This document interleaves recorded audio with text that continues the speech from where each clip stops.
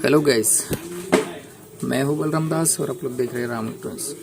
तो आज हम इसकी जो यूनिवर्सल की जो मॉड्यूल है, इस मॉड्यूल को हम बारीकी से जानेंगे और इसमें किस तरह से फिटिंग किया जाता है, आपको किस तरह से आसान तरीके से इसको फिटिंग कर सकते हैं, उसी के बारे में बात करने वाला हूँ।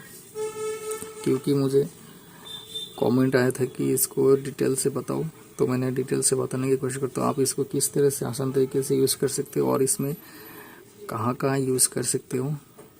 आपका कोई भी पावर सप्लाई हो, आप इसको यूज़ कर सकते हो बिना टेंशन के। ठीक है, आपका अगर पावर सप्लाई में जो डाइवर्ट ट्रांसफार्मर है प्राइमरी सेक्शन की, अगर वो ट्रांसफार्मर से ही है तो आप इसको आँख बंद करके यूज़ कर सकते हो, कोई प्रॉब्लम नहीं होगा। तो इसको लगाने की जो प्रोसेस है यहाँ पर ऑलरेडी दिया गया है, आपको सिर्फ समझने की प्रॉब्लम होते हैं। लेकिन नए जो लोग काम सीख रहे हैं उन लोगों के लिए बहुत दिक्कत होती है कि वो इसको किस तरह से यूज़ करना है। ठीक है, तो हम इसको आप लोगों के लिए बता रहा हूँ।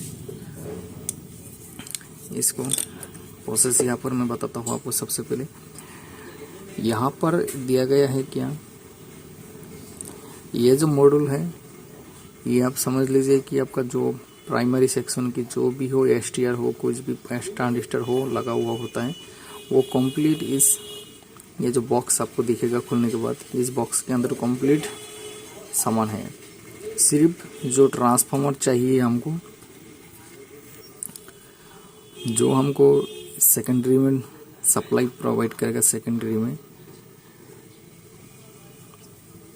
प्राइमरी सेक्शन से सेकेंडरी में जो सप्लाई प्रोवाइड करेगा, जितना भी सप्लाई हो, 12 वोल्ट हो, 5 वोल्ट हो या 18 वोल्ट हो, 100 वोल्ट हो, 160 वोल्ट हो, 120 वोल्ट हो, जो भी वोल्टेज हो, वही वोल्टेज के लिए एक ट्रांसफार्मर की ज़रूरत होती है।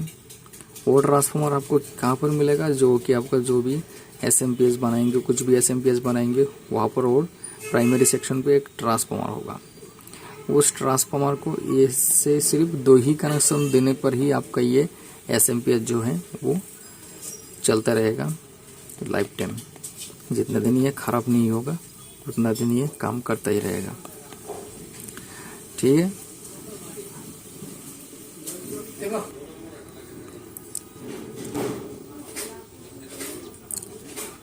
तो गाइस यहाँ पर हमारा जो ग्रीन वायर है, इसको हम आप समझ लीजिए ग्रीन वायर आपका नहीं है, आप इसको यहाँ से काट कर दीजिए ग्रीन वायर को। क्योंकि जब आप ग्रीन वायर लगाएंगे तो आपका ये जो सेक्शन होगा ऑटो कपलर की जो आउटपुट के जो सेक्शन होगा, वहाँ पर अगर कंप्लेन होगा तो आपका ये पावर सप्लाई काम करना बंद कर देगा। अगर वो उसी एरिया से ही होगा, ऑटो कपलर के जो ट्रांजिस्टर पे जो सप्लाई मिलता है, वहाँ पर अगर कुछ दिक्कत होगा तो ये इधर का जो सप्लाई है ये काम करना बंद कर देगा। तो आपको यहाँ से कट कर देना है। आप एक बार लगा के चेक कर सकते हैं, लेकिन हम लोग यहाँ से कट कर देता हूँ।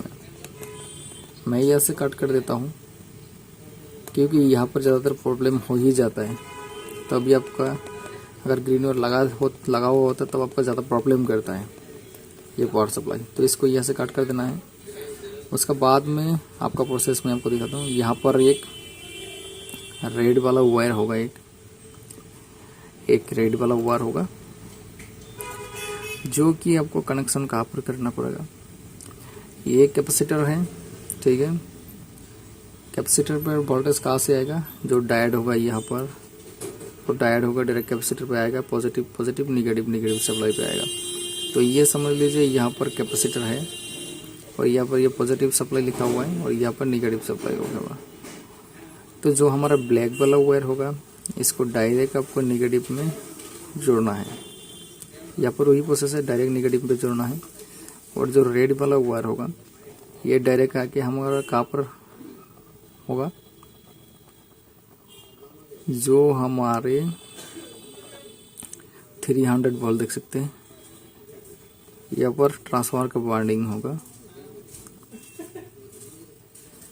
यहाँ पर डायरेक्ट ट्रांसफार्मर का जो वाइंडिंग होगा यहाँ पर कनेक्ट होगा पॉजिटिव पे, यहाँ से सप्लाई डायरेक्ट इस ट्रांसफार्मर पर जाएगा और इसमें वाइंडिंग होके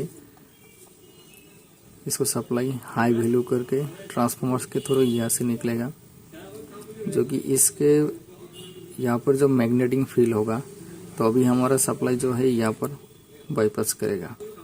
अगर यहाँ पर मैग्नेटिक फील्ड नहीं होगा तो यहाँ पर सप्लाई नहीं होगा। आप अगर इस कनेक्शन को डायरेक्ट पॉजिटिव में दे देंगे तो यहाँ पर मैग्नेटिक बनने का कोई चांसेस नहीं है, क्योंकि हमारा जो सप्लाई है डायरेक्ट कैपेसिटर पे आ जाता है, तो आपका ये पावर सप्लाई काम नहीं करे। कोई जो लोग नए यूज़र हैं वो लोग गलती यही करता है कि सप्लाई के पॉजिटिव को डायरेक्ट कैपेसिटर में दे देता है, तो इसका कारण यहाँ पर नहीं होगा। जो इसका ड्रेन होगा, जो ट्रांजिस्टर होगा उसका जो ड्रेन है यहाँ पर लगा होता है ट्रांजिस्टर के ड्रेन पे, तो यहाँ से हमारा जो सप्लाई है यहाँ पर आएगा ट्रांसफार्मर पे होगा और ट्रांसफार्मर के जो वाइंडिंग होगा इसको यहाँ से निकलेगा, तो आपको यहाँ पर लगाना है रेड वाला वायर को इधर लगाना है, तो अभी आपका ये पावर सप्लाई जो है काम करेगा। और यहाँ पर जब मैग्नेटिक फील्ड होने लगेगा तो अब आपका यहाँ पर सप्लाई आउट होना स्टार्ट हो जाएगा। ठीक है गाइस, तो आपको वही याद रखना है, यहाँ पर जो डायरेक्ट पॉजिटिव पे नहीं लगाना है, यहाँ से जो आप प्राइमरी सेक्शन के जो कॉइल होगा ट्रांसफार्मर के उसी यहाँ पर लगाना होगा, जो ड्रेन पे होता है। जो ड्रेन पे आपका लगता है ट्रांजिस्टर के, वहाँ पर आपको ये सप्लाई को लगाना होगा। जब मैं एक डायग्राम भी बना के रखा हूँ यहाँ पर, थोड़ा सा सिंपल आप लोगों को समझने के लिए। यहाँ पर कैपेसिटर होता है, यही कैपेसिटर, और यहाँ से डायोड पॉजिटिव, यहाँ से नेगेटिव जो एसी से होगा, यहाँ पर डीसी बनता है। यहाँ पर शुद्ध डीसी होगा, मतलब प्योर डीसी होगा। कैपेसिटर जब होगा प्योर डीसी हो जाएगा। यहाँ पर यहाँ से अगर कैपेसिटर नहीं लगाएंगे तो हमारा ये डीसी कंप्लीट नहीं होगा और आपका प्योर नहीं होगा, फिल्टर नहीं होगा, तो आपको ये काम नहीं करेगा। ठीक है, तो हमारा जो पॉजिटिव वाला वायर है हमने यहाँ से देख सकते हैं डायरेक्ट इस पे दिया हूँ, तो यहाँ पर एक कॉइल होगा जो इस कॉइल से निकलते हुए यहाँ पर आउट होगा। इसका जो रेड वाला वायर आपको इधर लगाना है, यानी इधर नहीं लगाना है, इधर लगाना है, तो अभी आपका पावर सप्लाई काम करेगा। और यहाँ पर जब मैग्नेटिक फील्ड होने लगेगा तो यहाँ से सप्लाई जितने भी हैं वो आउट होने लगेगा। और आपका यहाँ पर जो ब्लैक वाला वायर है, तो ब्लैक डायरेक्ट कैपेसिटर पे आपको दे देना है, डायरेक्ट कैपेसिटर पे आपको ब्लैक को दे देना है। और रेड वाला को डायरेक्ट यहाँ पर नहीं देना है, कैपेसिटर पॉजिटिव पे दे देना, या ट्रांसफार्मर पे इधर ही देना है, तो अब आपका ये इधर से सप्लाई आउट होगा। आपको समझ लेना है, आपका होगा इधर पे देंगे तो ये मैग्नेटिक फील्ड होगा ही नहीं, ट्रांसफार्मर काम ही नहीं करेगा कुछ भी, तो आपका सप्लाई कैसे आउट होगा। आपको हमेशा याद रखना है, ट्रांसफार्मर के कॉइल के जो ड्रेन की सप्लाई होगा ट्रांजिस्टर के उधर ही आपका होगा, और यहाँ पर आपका नहीं, यहाँ पर नहीं, इधर, तो आपका यहाँ पर होगा। और आपका जितने भी सप्लाई की ज़रूरत होता है, यहाँ पर पी साइड है, को दिखाऊंगा।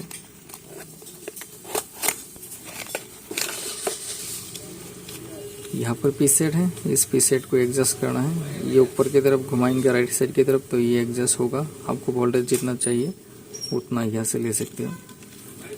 और यहाँ पर वही वायर है, आपको समझने के लिए और भी आसान कर देता हूँ मैं।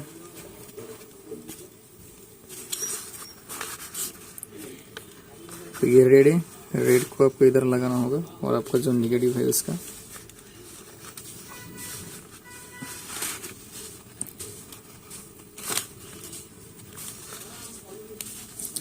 रेड को इधर, नेगेटिव को इधर लगाना होगा।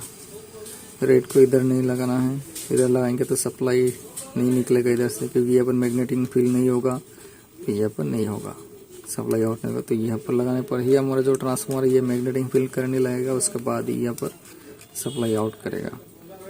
ठीक है, और आपका ये जो है इसको काट देना है आपको, नहीं तो आपको दिक्कत करने वाला है। ये इसको काट देना है इधर से, जैसे मैं अभी यहाँ से काट देता हूँ। इसको काट दिया, इसको फेंक दिया। आपको 2 ही वायर ज़रूरत होगा। अब इसको कोई भी पावर सप्लाई यूज़ कर सकते हैं, FND होम थिएटर हो, टीवी हो, LED वगैरह हो, कुछ भी हो, CRT टीवी हो, उसको यूज़ कर सकते हो बहुत ही आसान तरीके से। ठीक है, तो गाइस मुझे लगता है कि आपको ये समझ में आ चुका होगा किस तरह से इस पावर सप्लाई को यूज़ करना है।